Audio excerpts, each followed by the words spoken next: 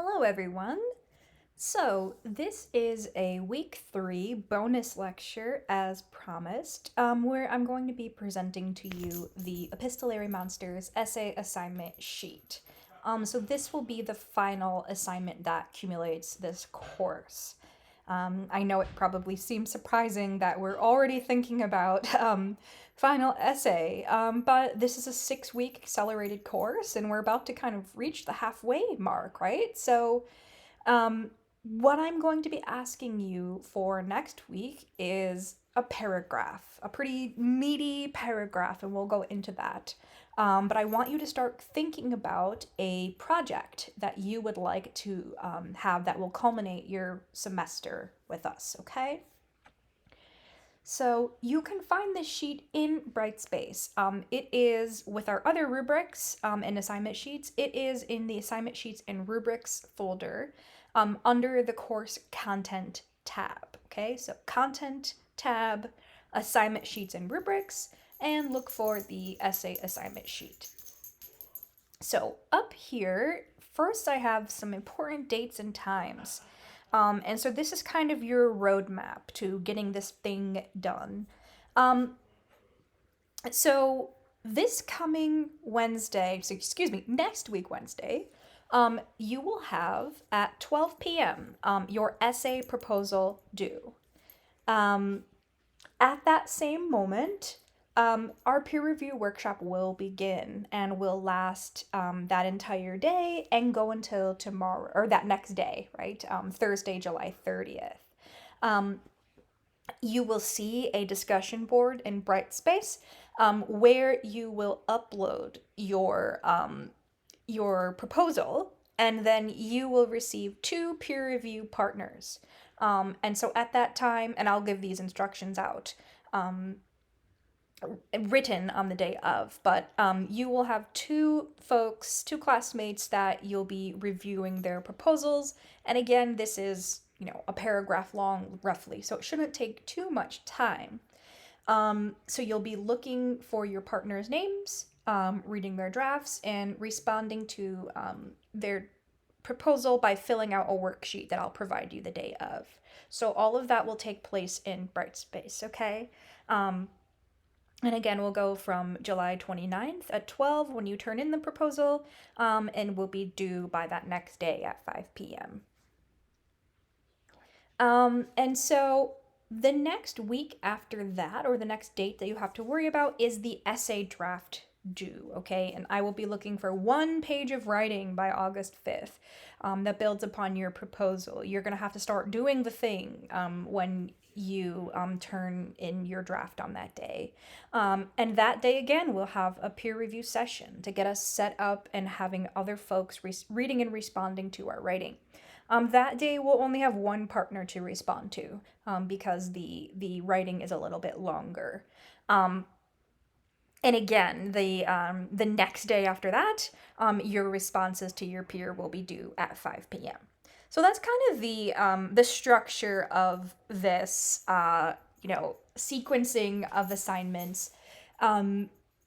Turning in a little bit of writing, getting feedback on it, turning in a little bit more writing and getting feedback on it. This is all to get you working and started and thinking on a final project. That's why I do things early like this.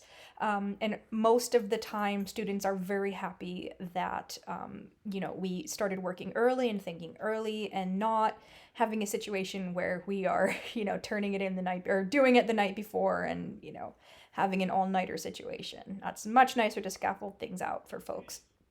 And then, of course, Wednesday, August 12th at 5 will be the final version of that essay that's due. And that will culminate our semester together. So let's look at the assignment description, proposal, requirements, all these good things here. So assignment description. This is a close reading assignment, meaning that you should analyze brief excerpts of texts and make some kind of argument about them. You must choose at least 1 text that we've read together this semester. Please do not include any secondary sources, literary criticism, or outside texts, right? Don't use an article as a secondary source. You don't need to, look in the literature databases in the library to find literary criticism to support your arguments. I'm not looking for that here. Emphasis is on the close reading. What do we mean by close reading? I want you to look at passages that have resonated with you throughout the term. Whether it is in Dracula, if it's in one of our short stories, I want you to look at specific sections of text that resonated with you for whatever reason.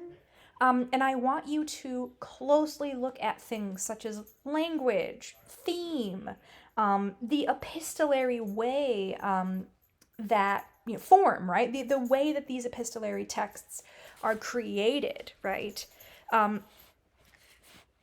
Emphasis on that versus trying to look at other people's arguments. I want you to be coming up with your own arguments through close reading, okay?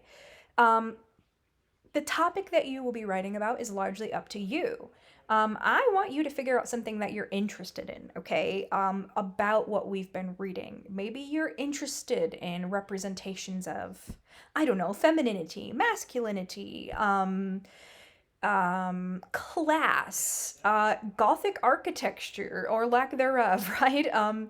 These are all different types of directions that you can take these essays. And so I want you to find something that you are interested in. I do ask it's relevant to our topic of epistolary horror or epistolary monsters, right? That is the theme of what we're doing. But I think just by working with the literature that we have been this semester, I think it would be very hard to come up with an essay that's not relevant, right, to the epistolary format. And all of the texts that we're reading, fall into the horror category, Gothic category, as far as Dracula goes, right? So I am certain that everyone is going to come up with a topic that would be productive, that continues our class conversations. So the proposal is going to be your opportunity to pitch or sell your project's undertaking, okay? What this is, I want your peers to get a good idea of what you are going to do. I want them to be able to vividly imagine what your project will look like and say, yes, that seems like a viable question of inquiry, right? I can imagine passages that you will be reading and looking at, right? At the proposal stage, next week, right, your project is going to be speculative, right? You may not have a fully fleshed out thesis, statement, or argument about what your passages that you've selected mean. But it is expected that you articulate well-developed research questions regarding aspects of the text that you wish to explore and to what end, right? So I want to answer the question, or I want to examine, right? How does Lucy's diary entry tell us more about, I don't know, the way femininity operates in this section, right? Or I want to specifically examine scenes with the bat, right? To think about the way animality and horror collide in Bram Stoker's Dracula, right? The more specific, the better, right?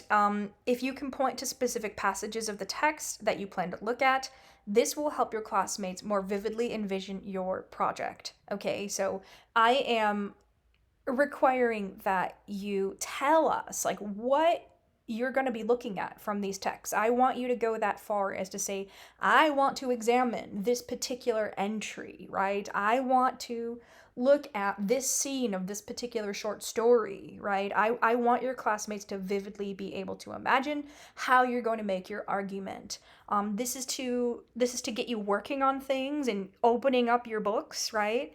And for you to develop a cohesive project. I'm looking for your proposal to be at least 200 words, okay? So here are some ways that you might approach the assignment, like nitty-gritty ways of approaching the assignment, because you have options here. One approach would be to choose one short story from our anthology, Dead Letters, and discuss it in conversation with Dracula, right?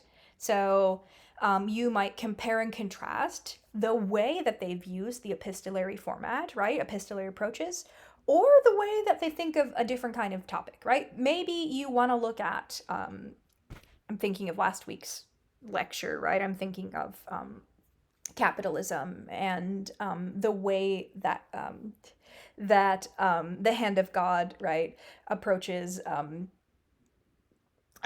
capital. Maybe there's some tie there in with Dracula, right, in the sense that they approach economics in different ways, right? Or gender, or technology, science. I'm thinking about your class Brightspace post too. Please search those for ideas. Your strongest entries. Think about those if you want to use those, right? Those are completely fair game to use in your essays. So that's one approach, right? Choosing one story from our anthology and talking about it in conversation with Dracula. You might think here about how has the epistolary form changed, right, from that 19th century text, right? And think about the way horror is operating differently, or again, any of these other topics that you might be interested in. You might also not write about Dracula. That's totally okay. You may choose two short stories from the anthology and compare and contrast their epistolary approaches or the way they think about another topic, right? And then you might keep it simple and just choose one text, and that's totally fine. You would still be selecting passages from that text and making an argument about the text, right? So close reading in every single one of these approaches.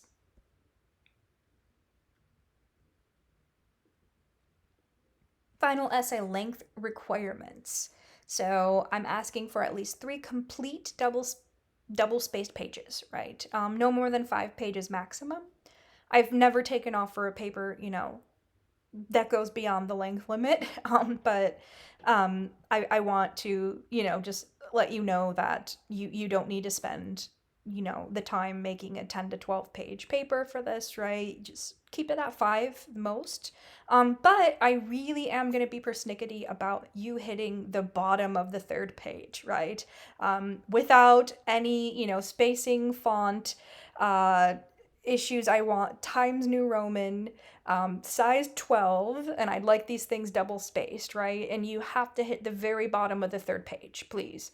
That is, this is a 300 level English course. That's not a very long paper for that, right?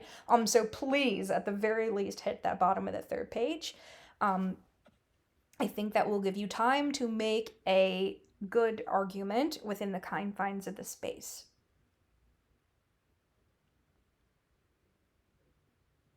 So here I have the grading rubric. I won't read through, every single one of these categories, right?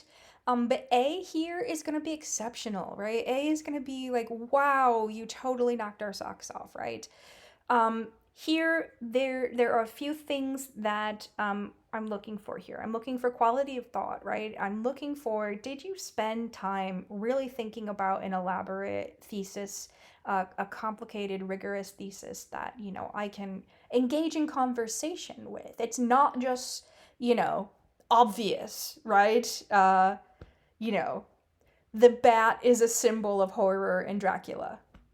Well, yeah, right? But if you push that farther to add nuance to that, right? I don't know, maybe think about the way the bat comes in at particular moments, right? Or think about the way other motifs of animality come through. Maybe the dog, right? And the bat and the dog operate differently, or something like that. I'm an animal studies person, so I'm really, thinking about these non-human representations, right? But that's an example of adding nuance to a thesis, right? Where the bat represents something, I argue the dog represents something else, or that could be added nuance to the bat, represents horror in the story, right? Something that we can really engage with, okay? So this goes into the thesis statement in Unity, right? I was just talking more about thesis statement. I just realized, right? But quality of thought and degree of rigor, right? This is more of a totalizing thing. Like, is the entire essay a really thoughtful piece, and topic of inquiry into a topic that that follows through really from the beginning to end. Do each of your body paragraphs build on the thesis and really articulate to us evidence, and look at passages in a thoughtful way, right? Um, Getting to textual evidence, right? Um, Really taking the time to look at specific passages of text. Remember, it's not about quantity, it's not showing us that you've read the whole novel, right? What it is taking a less is more here, right? Taking a little bit of text and showing us something that we haven't seen before, right? That's kind of what close reading is. It's saying, hey, we can pay particular attention and see a pattern, right? Or constellation, the way that these texts are operating. Um, so one of the categories here is going to be textual analysis and close reading. And then here I have the length, right? The essay meets requirements at least 3 pages. And that's in either you did it or you didn't do it, right? It does or it does not. Um, so B, between an A and a B, right? B is just like good. You did a good solid mode of inquiry, right? It perhaps didn't knock our socks off, and it is passable, right? In the sense of it makes an argument and there's textual evidence to back it up, right? But A is really for those papers that shine through and you say, wow, right? Um, C needs improvement, right? Maybe you have the 3 pages typed out, but it's not at the level of critical inquiry that I'm looking for, right? There may be just kind of vague general sentences that don't really take us to an argument, okay? Um, there may be issues with cohesiveness, right? Maybe your body paragraphs are all about different things, right? And it's not really pointing to a central thesis. It's not really all supporting a central argument. That would need improvement, right? That would need improvement in cohesion. Um, More textual evidence required, right? Maybe you have a great thesis, but you haven't, if you say that you're going to deal with 2 texts, right? That's almost an added responsibility in the sense of you need to provide ample evidence from both texts, right, to make your point. Um, about the way, these 2 texts differ, right, in their epistolary approaches or the way they approach your topic, right? Maybe, you just haven't provided enough textual evidence to make your point, or you haven't grappled with it in a in-depth way, right? I'm looking for really thoughtful readings of passages here, as I've said already. And these two, D and E, we don't normally have to worry about these, right? But it's kind of like you haven't tried, right? You haven't tried, and there isn't much to it, right? So it looks rushed. There isn't effort given, and failure is like pretty much there's no paper, right? Is where that usually ends up with, and that rarely happens in these courses. So let me know what questions arise after you've watched this. I want to know what you're concerned about, what you're worried about. Office hours are a wonderful place to spitball ideas. I will go ahead and make a discussion board for our proposals. And perhaps I'll have a thread in that discussion board just for kind of like inquiries. If you see something up there that a classmate is wondering, or if anyone wants to write something like, hey, what do folks think about this idea, right? Maybe this week we can pay particular attention to that discussion board, and next, and help folks along, and make it kind of like a community building exercise. It won't be for any credit, but it will be to help folks along. So I'll make that discussion board right now. And yeah, let me know what questions you have. Let me know what's on your mind, your concerns. we have a lot of time to get this done. So next week, I would like you to turn in this proposal. Um, Read this over again, really look at what I'm looking for, right? We really want to get a sound vision of what you're planning to do, okay? And thank you. I will see you in Brightspace soon.